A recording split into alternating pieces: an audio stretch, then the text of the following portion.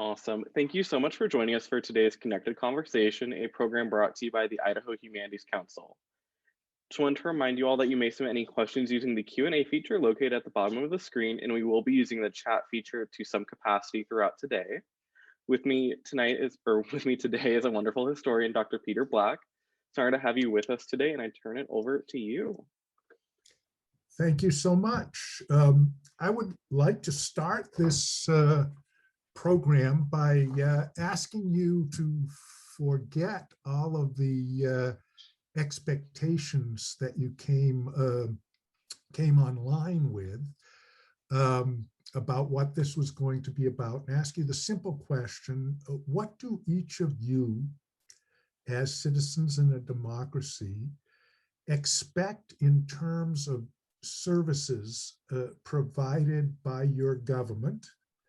And if you could reduce that expectation to a word or a phrase, I'd be curious to see what that is. And you can include federal, state, municipal, or county government in all of this. And for those of you who are in the military, your governing military authorities.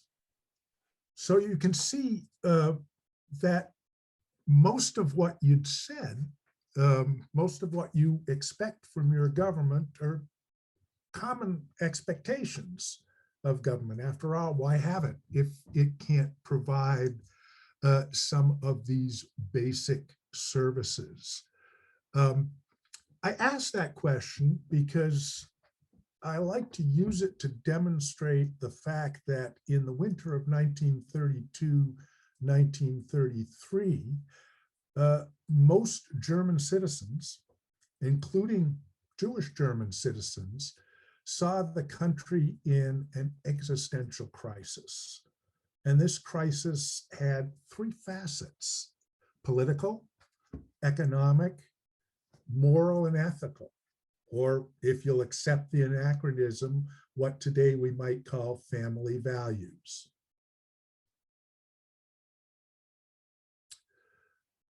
On January 30th, 1933, the Nazi Party came to power in a coalition with the German Nationalists, a conservative political party, on the following platform, under which they would run elections in March, scheduled for March of 1933.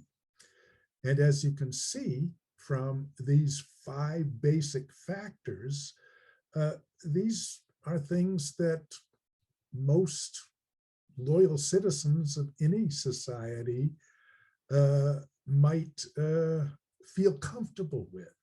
In fact, if you think back, those of you who are old enough to remember, as I am, this is basically the program under which Ronald Reagan beat Jimmy Carter in the 1980 election on these themes. And the point of this is not to label Ronald Reagan as a Nazi, which would be totally false, but to indicate how careful the Nazis were in using language that was acceptable to a broad range of the German population who were outside the Nazi Party.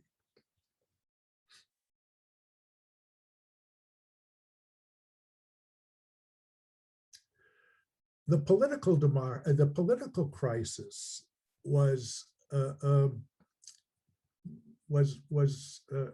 precedented on three factors. First, Germany, it's hard to remember this, but Germany was experiencing its first parliamentary democracy. And this democracy was linked to defeat in World War I and post-war efforts at revolutionary uprisings, both from the left and the right. In addition to the physical damage of defeat and the financial damage of defeat, there was a profound humiliation among Germans of all classes, both genders, all ages, and there was a tendency to link the democracy with the hated Versailles Peace Treaty, which cost Germany land, took away their sovereign right to determine how many men to put under arms, and provided that Germany would be considered guilty for starting World War I and therefore liable in terms of paying reparations to its opponents. Even the supporters of the Republic, their strongest supporters, the Progressive Democrats and the Social Democrats, were defensive about its origins. And you can see the closeness of the dates of the initialing of the Constitution and the signing of the Versailles Treaty. Many rejected the Republic from the beginning and tended to blame it for all post-war ills. And there were several attempts to overthrow the state between 1919 and 1923.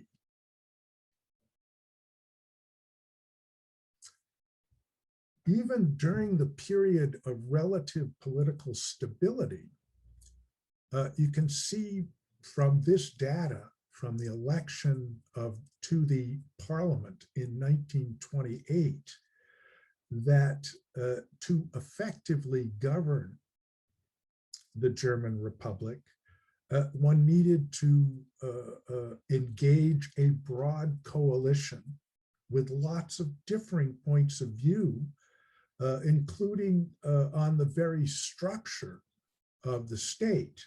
You can tell from the math here that the three bourgeois parties could not govern effectively without the Social Democratic Party. Even if you took the parties that self-isolated themselves from the governing coalitions, the German Nationalist Party, you still can't get to 50% without the Social Democrats. After 1930, there was one way for the bourgeois parties to get to 50%, and that was to make some kind of deal with the Nazis. And of course, this was what ultimately happened. This coalition worked while times were relatively stable between 1924 and 1930, but it collapsed under the weight of the Depression, and it collapsed over the issue, an issue that will probably sound familiar to you, the question of whether to extend unemployment benefits for another 6 months. When the bourgeois parties, the middle class parties said no, the Social Democrats walked out and the government collapsed. And then the following happened. In June 1930, the remaining minority government, which represented perhaps 30 to 35% of the population, went to the president, who could appoint and dismiss governments and could also issue emergency decrees, and requested an emergency decree basing it on the economic emergency of the Depression under Article 48 of the German Constitution, which would call for special elections to the federal parliament in September of 1930. The hope was to increase the voting of the middle class parties, shift slightly to the right to attract the German nationalists, and get a governing coalition of 50% or better that would be able to pass legislation without resorting to cooperating with the Social Democrats or working with the Nazis or the communists, which none of the middle class parties wanted to associate with. That election resulted in September 1930 in the Nazi Party breakthrough.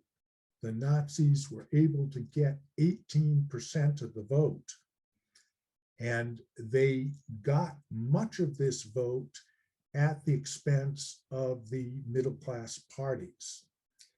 The result was you still had a minority party, and now the only way that party could govern was to have some kind of coalition with the Nazis. And this the Center Party was not willing to do in 1930.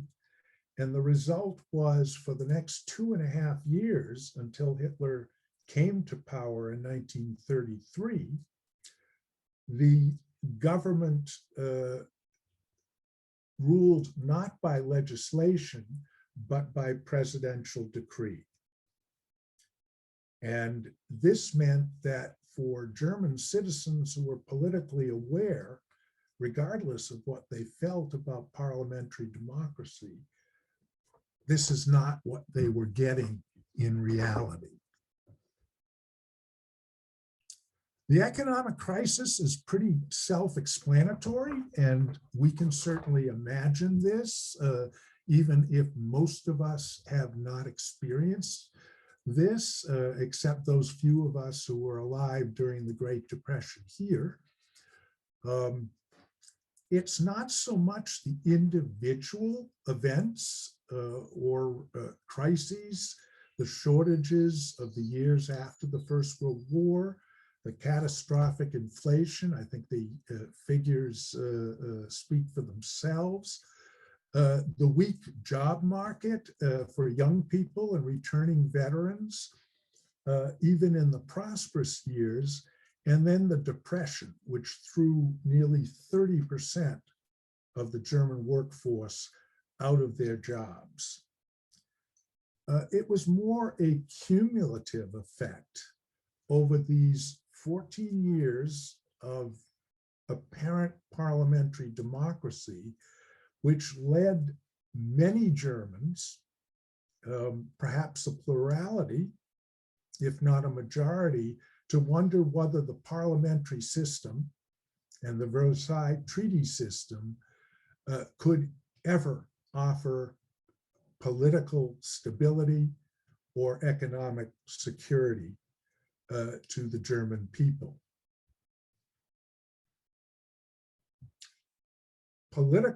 Chronic political stalemate and inaction, plus chronic economic instability, led to a sense that unless things changed quickly, the country was essentially going to go down the toilet. The political deadlock and the inability of Germany to exercise complete control over its own affairs, such as the armed forces, such as defense of its own borders,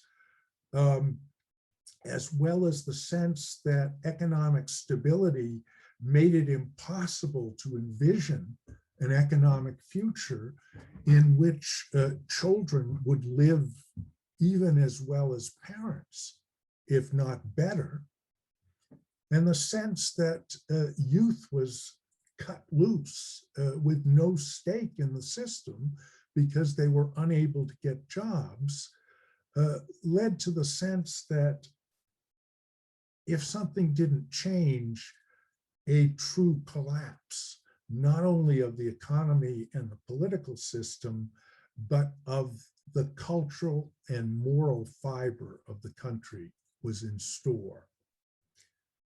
Many, those who felt uncomfortable with parliamentary democracy and the protections of individual rights guaranteed in the Constitution, not dissimilar from our own Bill of Rights, encouraged this social, moral breakdown in German society. Among those things that bothered folks was that the protections encouraged working class people, women, children, and foreigners to forget their place, which was deemed as more or less secondary to the working male German population. There was also a feeling that protections of individuals suspected of criminal or subversive activity reduced the costs of crime, the risk of crime, and led to an increasing rate of crime, including violent crime. And particularly given the crisis in employment of young people, to juvenile delinquency. And as I don't think I have to tell an American audience that the issue of freedom of speech always comes into play in terms of what is published or filmed or acted on stage in terms of what different folks perceive as obscenity or dealing with sexual matters. These are not often talked about, but they can often bring a society into a serious crisis. And for those people who thought that the protections of freedom of speech and the protections of artistic endeavors led to a proliferation of pornography and smut and prostitution, they tended to blame the parliamentary democracy for these conditions. Just examples of hot button issues, the status of women, both in the home and the workplace, open discussion of and experimentation with sexuality, not only homosexuality, but the very open discussion of it, and particularly the participation of females in this discussion. Who gets help from the government? Is it the German or the foreigner? Is it the able worker who allegedly can be most productive, or the person with a disability who needs constant support to assist in his or her daily life? The employed or the unemployed? And finally, an issue which concerns every society, crime in society, street crime. This was a time where, as in the United States, organized crime developed, syndicates that engaged in criminal activity across state lines. And of course, in Germany, political violence was an issue. Wherever folks were uncomfortable with what the government was doing to manage these questions, they tended to link that discomfort to the failings, apparent failings of democracy. You can see how, under the weight of the Depression and the accumulation of this growing disappointment on so many levels with parliamentary democracy, how the Nazis benefited from this. And their success did not come from simply, frankly, stating their goals, which basically boiled down to smashing enemies at home, conquering territory in the East, and starting a new world war to finish what they perceived to be an unfinished business of the old World War. By the summer of 1932, the Nazis had polled more than a third of the entire popular vote. Now, the Nazi appeal was directed at broader levels of the German population than just the true believers. This was the meaning of the significant change in Nazi party propaganda, Nazi party voting activity, Nazi party organization, and the stated aims of the Nazi party between the putsch days of 1923, the days of illegality in 24-25, and the beginnings of Nazi participation in elections beginning in 1928. What the Nazis did was to try to reach out to voters across different divides in German politics. To give you an example of some of those divides: Protestant Catholic, regional, Prussian versus Bavarian, or versus Saxon, gender, men versus women, age, seniors, middle-aged folks, 20 and 30 somethings, as well as various professional groups where the Nazis felt that they could couch their specific points in terms that potential voters would be likely to identify with. We've taken three examples here: corporate executives, students, and workers. Corporate executives were not necessarily fond of the Nazis, and perhaps a starting point for that discomfort was the fact that the Nazis had the word socialist in their party. But the Nazi themes related to things that executives could identify with. As you can see, crush the communist threat, break the power of the unions, keep wage levels reasonable, the attraction of state investment in big ticket items, protection against foreign competition, and the opening of export markets. And of course, for any government, the availability of government contracts, which was a very important factor in big corporate income.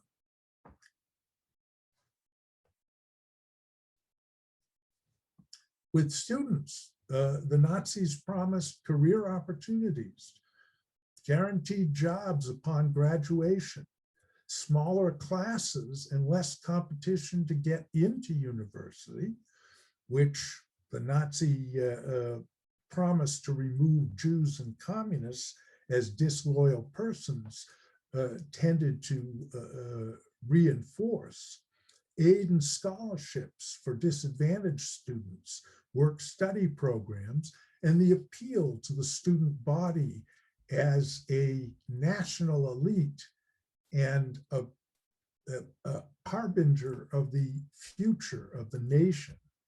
It's no surprise that in 1931, in nationwide student elections, the Nazis actually gained a 51% majority, the only free election that they ever won. With workers, you have jobs and job security, benefits, sick leave, vacation pay, paid vacation, and health insurance. Affordable luxuries. Before, in the 1920s and 1930s, working class families generally did not own cars and did not own radios at all, and did not get any paid vacation. This is something that the Nazis promised. They also promised, within a racial framework, within the community of good Germans, that workers would be on an equal status with management and would play an equal role in creating the new Germany.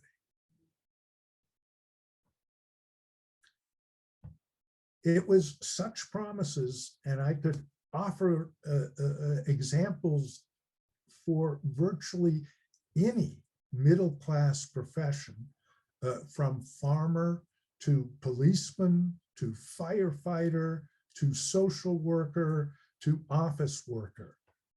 The Nazi Party came to power, appointed as a minority government with their coalition partners, the German nationalists, who together had polled in the November 1932 parliamentary elections some 47% of the vote. In addition to their promises to restore, to create a national renewal, the Nazis and their nationalist partners cleverly placed the election in the frame of a choice between national renewal and communist dictatorship. You can see from the results of the recent parliamentary elections, the communists were the only party to increase their vote with every election up until March 1933. And the elections they ran in March 1933 was at a time when most of the communist leadership had been driven underground, were in jail, or were in concentration camps. So the fear, the concern in the middle classes about communism was a potent factor in voting for the nationalist Nazi renewal coalition. Most people in the middle classes saw this choice, perceived it the way those who presented it hoped they would, and feared that a continuation of the crisis would result eventually in a Bolshevik dictatorship, with the youth simply going to the communists out of nihilism. And so this was seen as a life-saving election in 1933. 2 weeks into the election, the German parliament building, the Reichstag, burst into flames. To this very day, we don't know exactly how the fire started or how it grew to such astounding proportions, but the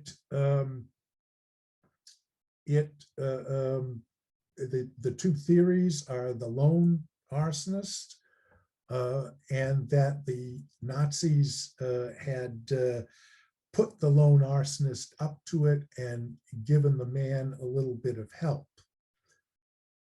It's not clear even today which theory is true. What is clear is that the Nazis and their German nationalist partners went to the President of the Republic, a retired field marshal named Hindenburg, and said, this is the signal for a communist uprising to overthrow our program and the progress towards national renewal and restoration of Germany's status as a political and economic power and a prosperous society. Therefore, in view of this threat, the nation needed an emergency legislation, since existing security legislation did not seem to be able to stave off the threat. The result was the Reichstag fire decree, which was passed on February 28, 1933, and was called the Decree for the Protection of the People and the State. This decree did three things. First, it suspended constitutional constraints on police investigations for criminal or subversive activities. It also permitted the central government to overthrow state governments and establish emergency administrations if the locals, from the perspective of the center, were not able to understand or perceive the reality of the alleged danger. And finally, it allowed the government to decide when the emergency was over. And I think it's important to understand, in understanding the policies of the Third Reich and the general support that the Nazi regime got until the very end, that this state of emergency, established on February 28, 1933, did not end until Nazi Germany surrendered to the Western Allies and the Soviet Union on May 7, 1945. That everything that was done after February 28, 1933 was done on the premise that the nation was in danger for the first 6 years domestically, and for the second 6 years internationally as well, and that extraordinary measures had to be taken to meet the challenges that these dangers presented. Even with this legislation, the Nazis were disappointed by the March 33 election results. As you can see here, the Nazi percentage was really only about 6 percentage points more than they had received 9 months earlier in the summer 1932 elections, 37.3. This meant that the Nazis alone could not obtain a majority, and that they needed to continue with their coalition with the German Nationalist People's Party in order to get to the 51%. It also showed a continuing strength of the Social Democrats and even the Communists, who, if the Center Party would ally with them, could reach a majority on their own. The election, in short, was interpreted by the Nazis as a result which demonstrated that the Nazis at this point lacked consensus among the German population.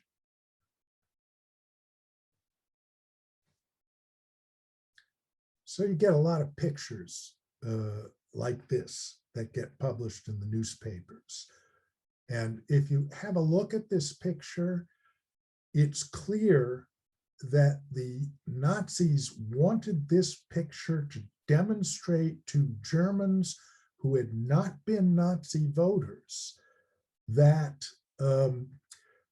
change had to come, but it would come within a context in which they could feel comfortable and in which the traditional power, as represented here by President Hindenburg on the right of the photograph as you're looking at it, exerting his authority over Chancellor Adolf Hitler. And you get endless photos of this in the period of March and April 1933. Photos that didn't reach the newspaper were photos like this, what was going on in the background. But the Nazis were careful to let information slip out about the mass arrests of communists and social democrats, and justified it on the basis of the domestic state of emergency that had been established on February 28, 1933. And it was quite clear that a majority of the German middle classes were content, acquiesced in, or even supported harsh measures against the political left, which they felt was engaged in subversive activity aimed at overthrowing the German middle-class bourgeois regime and establishing a communist dictatorship. For people in the middle classes, and certainly people on the right, it didn't matter if you were socialist or a communist, or frankly, at times, even a progressive Democrat, you were all communists of the Marxian version. In this particular photograph, we're seeing a search and seizure operation conducted in a neighborhood that was associated with Jewish immigration to Berlin in the late 19th century. By 1933, it was a fairly integrated neighborhood as far as Jews and non-Jews were concerned. And the orders that these men had, based on the emergency Reichstag fire decree of February 28th, were the following. They were to search this neighborhood and seize weapons, stockpiled weapons, undocumented aliens, and subversive literature. And by subversive literature, this was defined as literature that was hostile to the German state within the context of the emergency legislation. This is what the municipal police detachment in Berlin was told that it was supposed to do. The word Jew doesn't appear in the operational orders for this operation.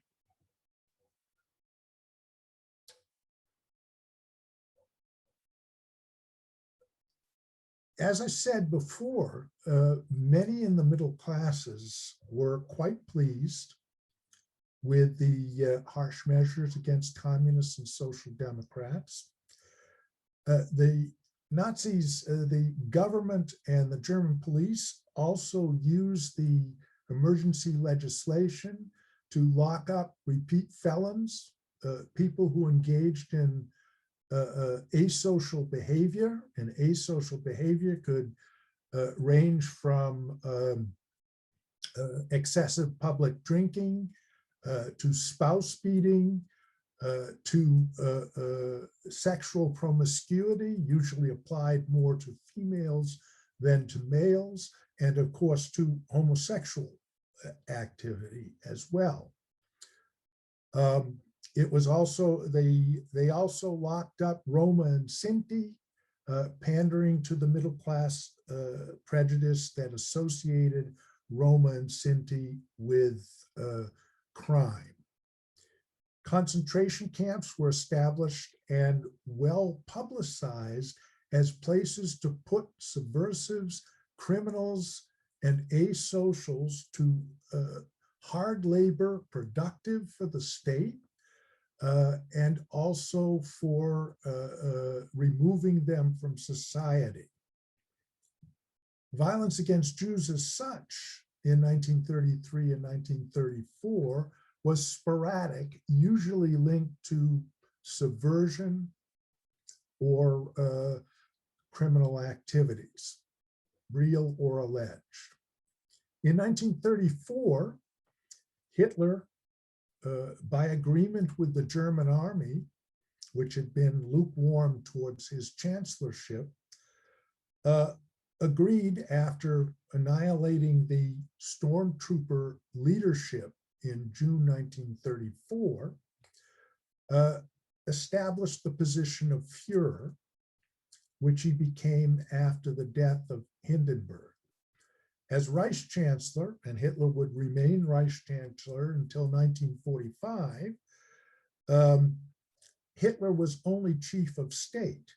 as Führer, that is, leader of the German people, Hitler could move beyond the laws of the German state and in emergency situations could take measures that were outside the jurisdiction of German law if they were conducive to preserving or maintaining the survival of the German nation.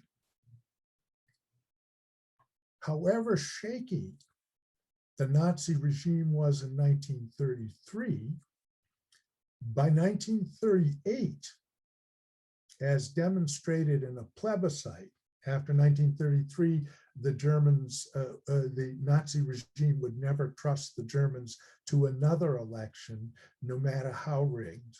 They went to plebiscite. The German population was asked two questions. You see what they are here. And of course, it was a totalitarian dictatorship by this time. 99.5% voted yes. But based on the reports of the Nazi intelligence service, the security service or SD, as well as the reports of the underground social democratic movement, historians have judged that about 70 to 75% of that vote of yes was genuine. How did the Nazis do this? Remember the five themes of national renewal.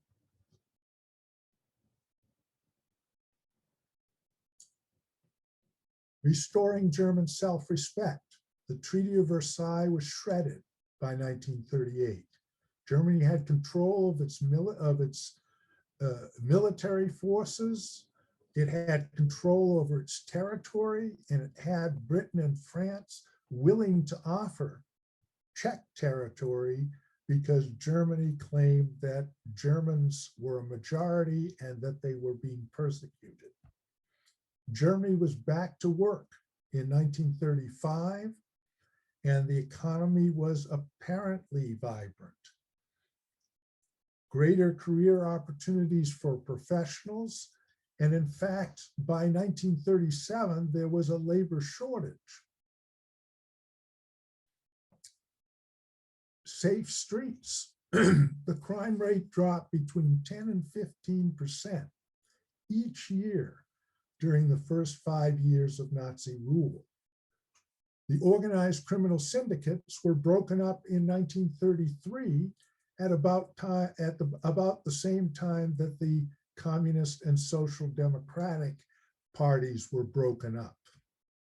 Politically oriented street violence ceased essentially after 1934, unless the regime wanted it to happen against a small minority of the population, as in 1938. The youth was engaged and productive.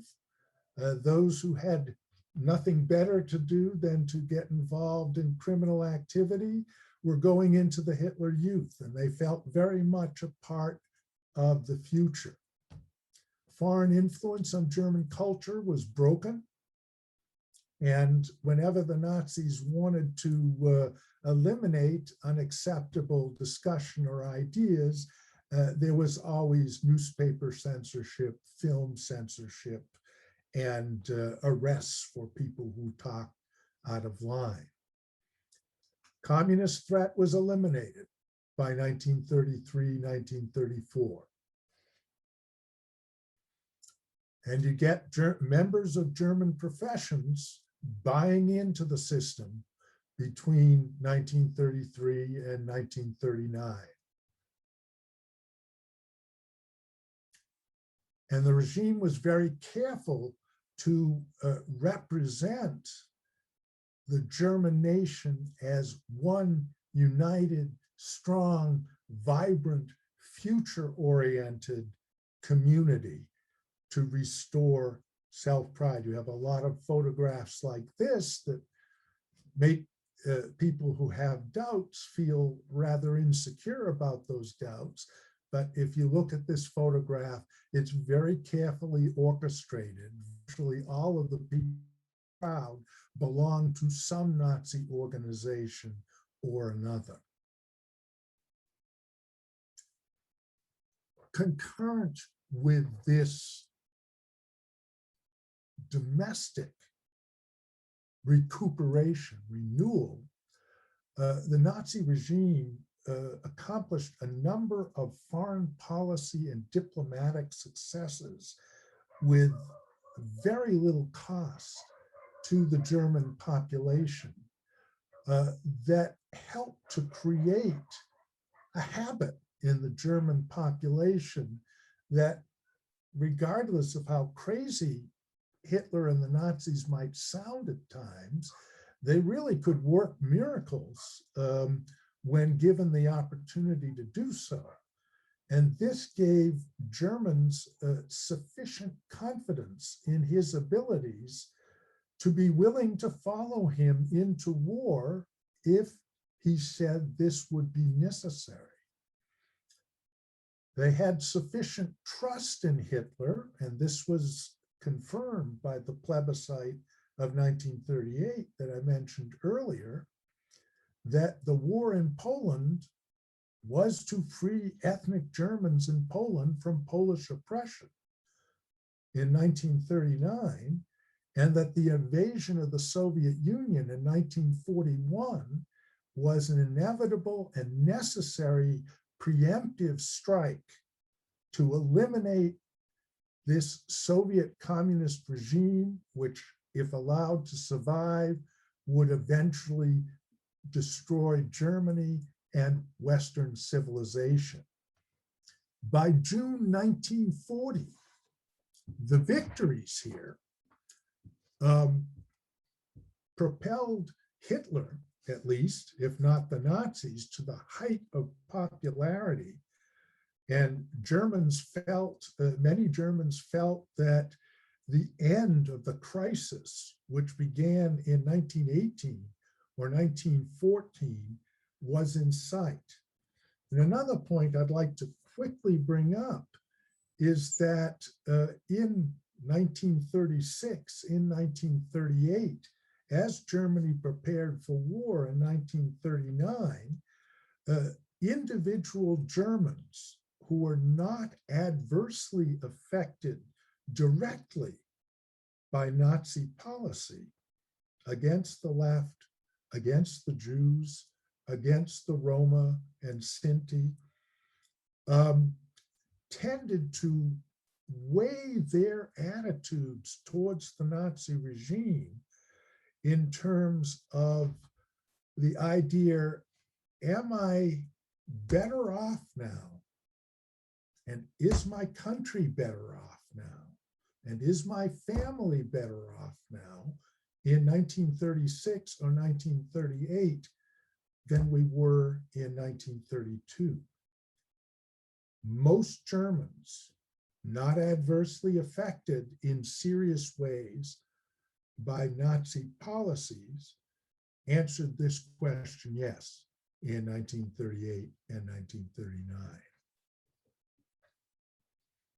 This shows you the annexations of Germany up until August 1939. The advent of war, and especially after the invasion of the Soviet Union in June 1941, and the entry of the United States into the war in December of 1941, raised the stakes in the domestic state of emergency. Now it was a national, international state of emergency, and the stakes were the highest possible. There were only two choices here. Winning meant survival, losing meant extinction.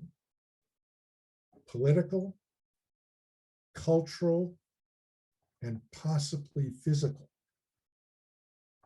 Given this war and the fact, and I note that I say fact, this is not propaganda, the fact that now in the winter of 1941, 1942, there was a coalition of powers that was determined to destroy Nazi Germany. That had become a reality. The only thing that was still myth was that the old Nazi argument that this coalition was run by the Jews was still false. But between the Soviet Union, Great Britain, and the United States, the world was now determined to destroy Nazi Germany, and the demand for unconditional surrender only reinforced this. All of the sense of a patriotic citizen in wartime tended to reinforce German support till the very end to the Nazi regime. I want to defend my country. I will make whatever sacrifice is necessary. I will do whatever the leadership thinks is required to ensure the survival of myself, my family, and my country.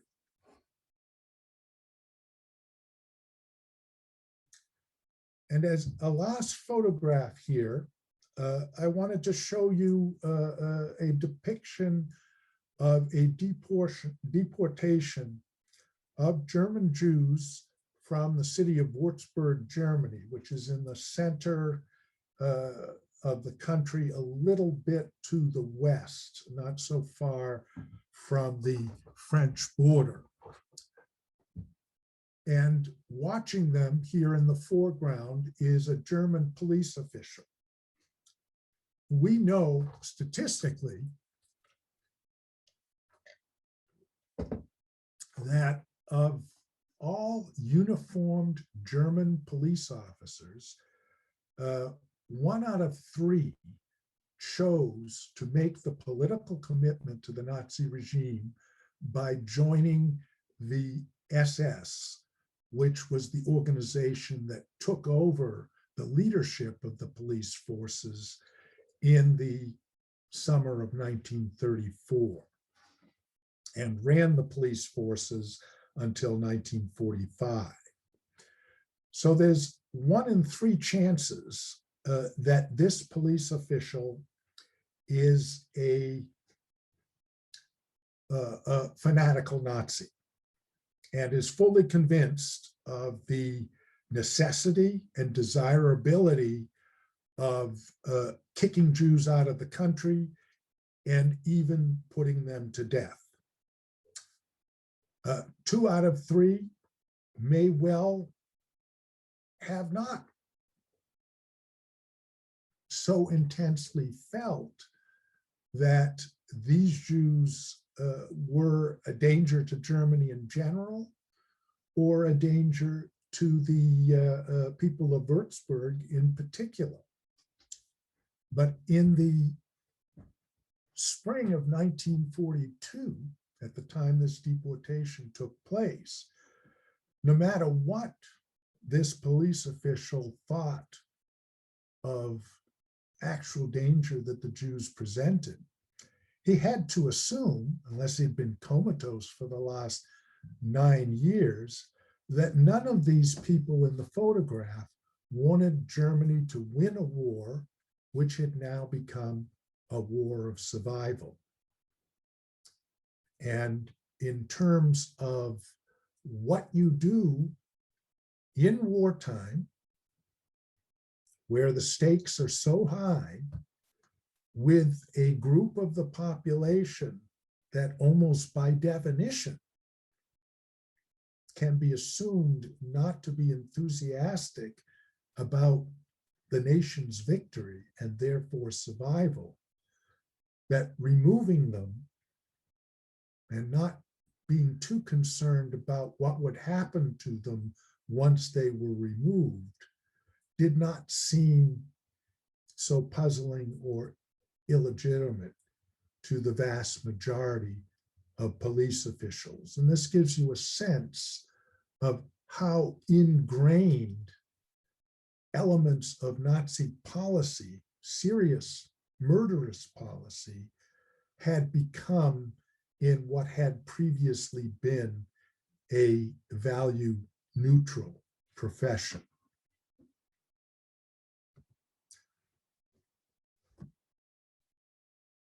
That is my presentation today, and I hope that I have left enough time for questions to come in, and I assume they'll be coming in on the chat room.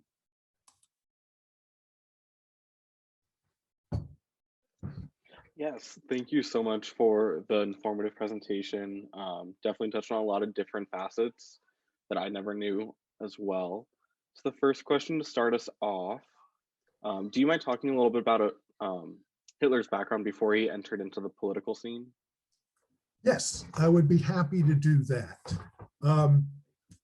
Hitler was born in Upper Austria, which is in an area not far from the Bavarian border, and grew up the son of a customs agent for the Austro-Hungarian monarchy, which at that time was a great power, and included Austria, Hungary, and parts of today's Croatia, Bosnia, and Slovenia, parts of Poland, and the Czech Republic, Slovakia, and Hungary, as well as parts of the Ukraine.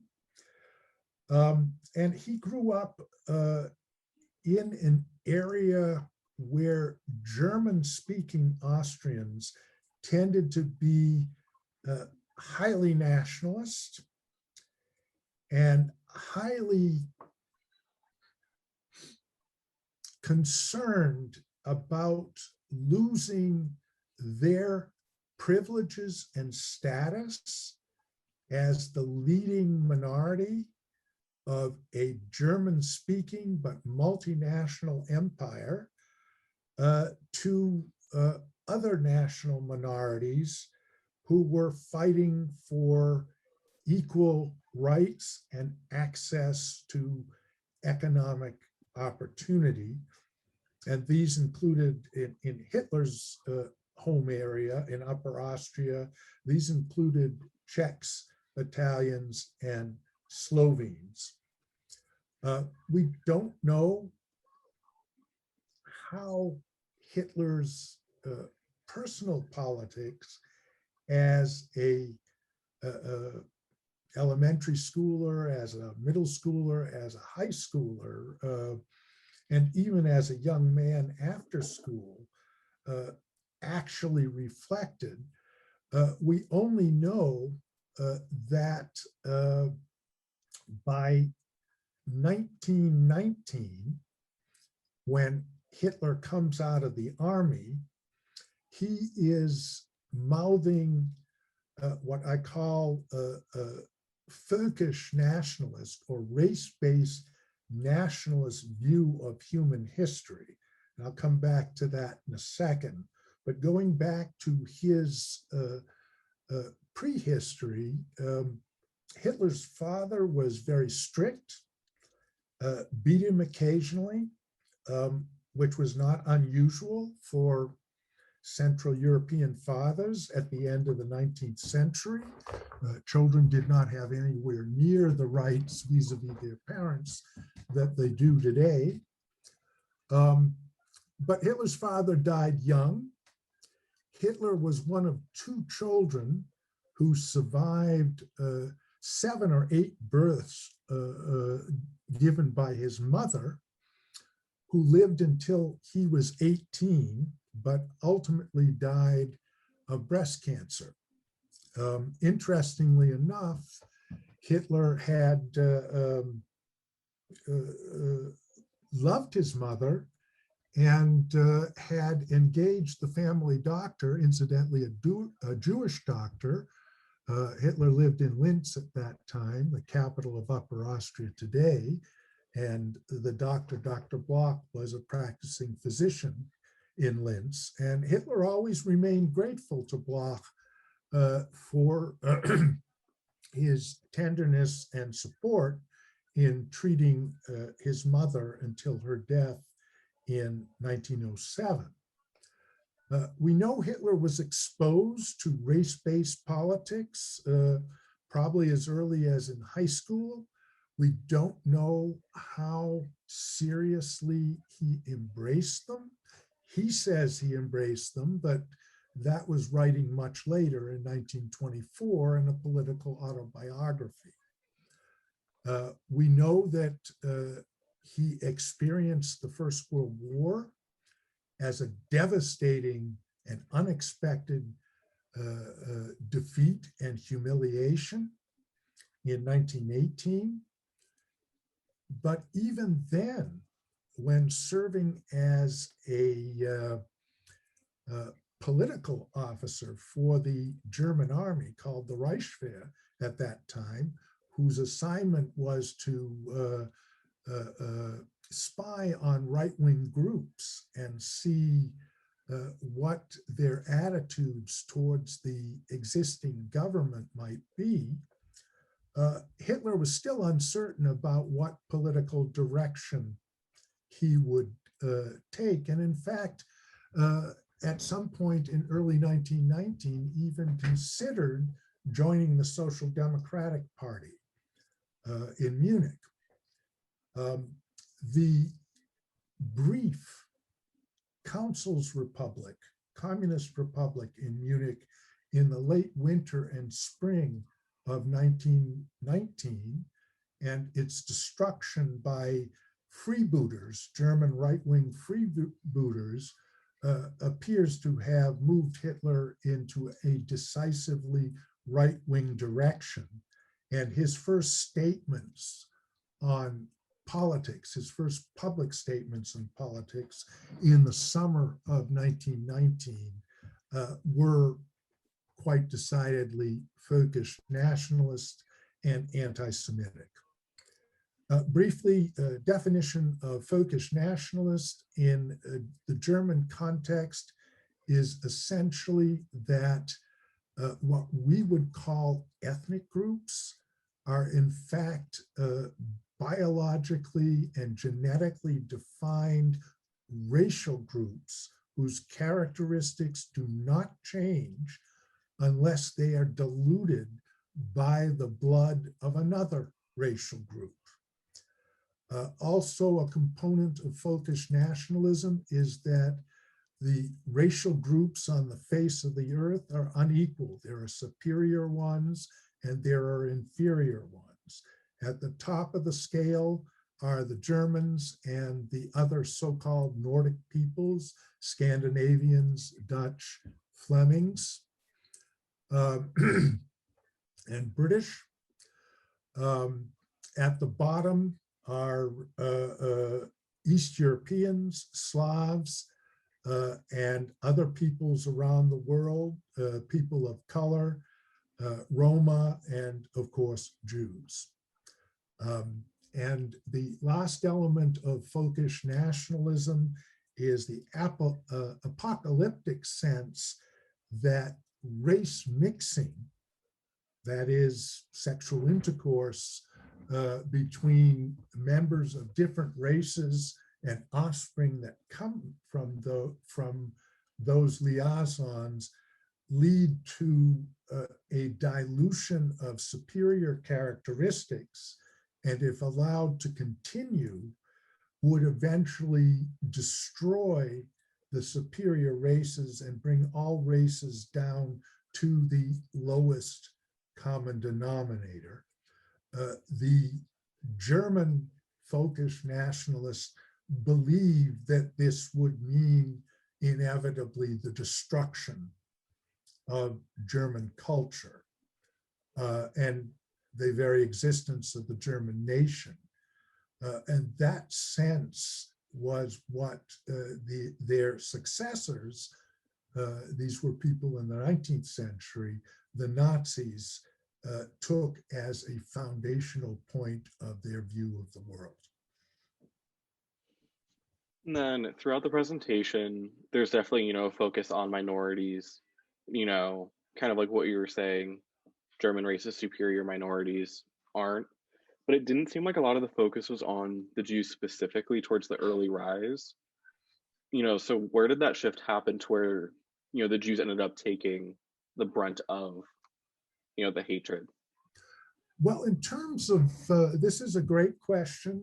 In terms of early, the Nazis always saw the Jews as a racial group that had characteristics that enabled them, unlike any other race, so the Nazis believed, to engage successfully in two movements that the Nazis believed were destructive of good racial societies: international finance capitalism and communism, Marxian communism.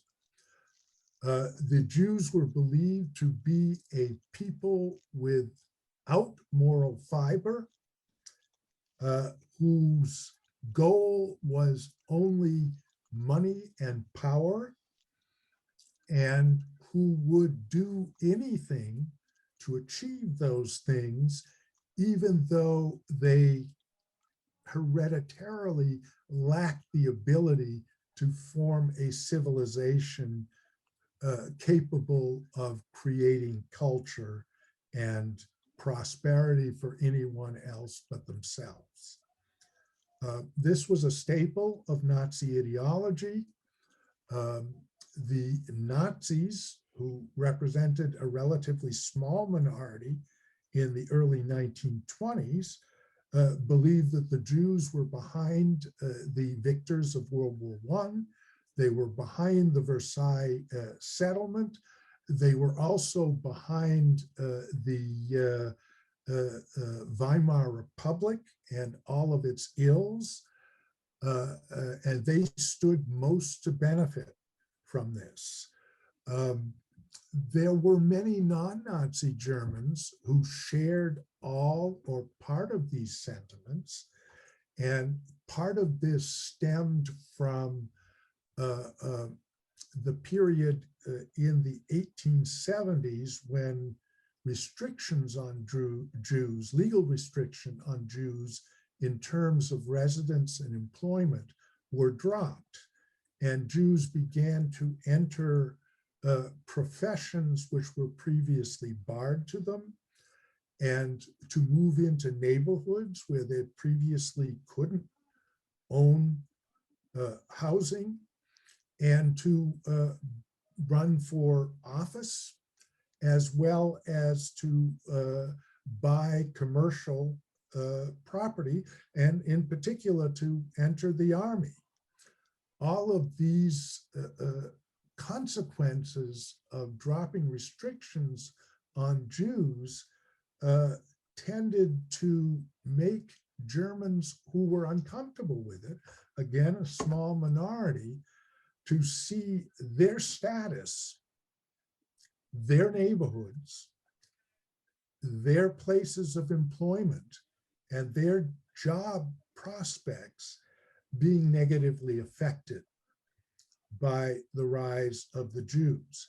And the fact that the Jews were moving into areas that were sensitive to the economy, national defense, and national security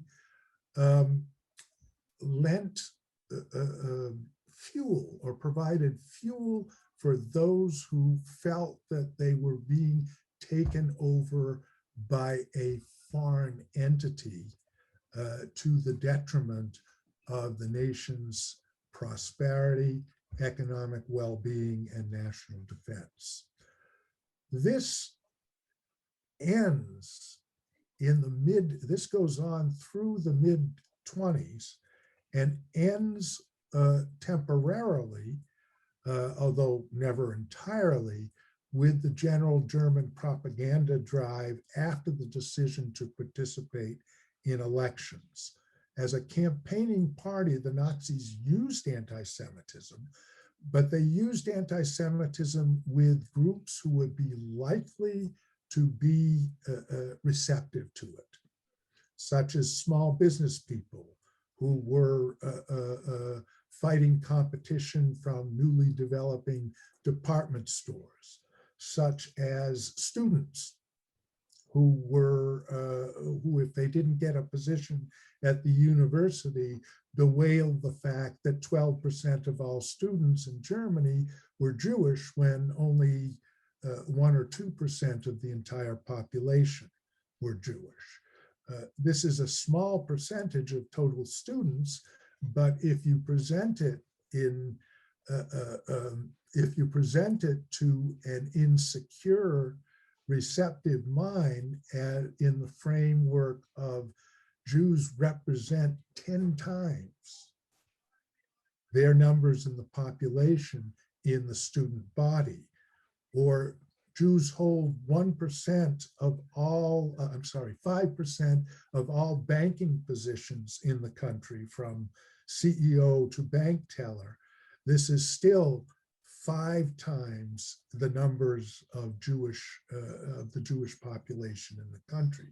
That's a very different way of presenting this statistic.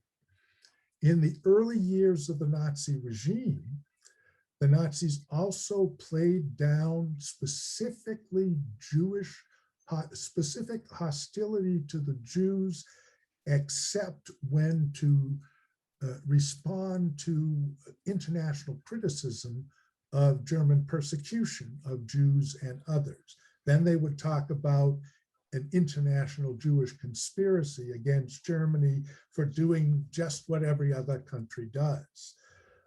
In Germany itself, the tendency was to go first against the left, which included a good proportion of Jews, although by no means a significant plurality of Jews. Jews tended to be as anti-communist as their Christian neighbors, and also against people engaged in crime or asocial behavior, which contained even a smaller percent of Jews. And against Jews per se, the Nazis did very little as a governing state, although the Nazi Party continually engaged in demonstrations of popular anger against Jews, such as the boycott in 1933, April 33, the book burning in May of 33. But rhetoric against the Jews tended to drop after the Night of the Long Knives in 34, when the regime was trying to be respectable, through the Olympics. And it was only after 1937, 1938, when the Nazis were much more secure about the consolidation of their regime inside Germany, that the wave of legislation against the Jews was passed. And unfortunately, we are out of time for all the questions, but since we do have a lot that haven't been answered, what I'll do is I'll put them all together and pass them along to you, Peter. Please do. And if you would post my email, yeah, for you folks for you participants, please feel free to write me and identify yourself. And I will answer your questions. It may take me a little while, but I will do that. Awesome. So I'll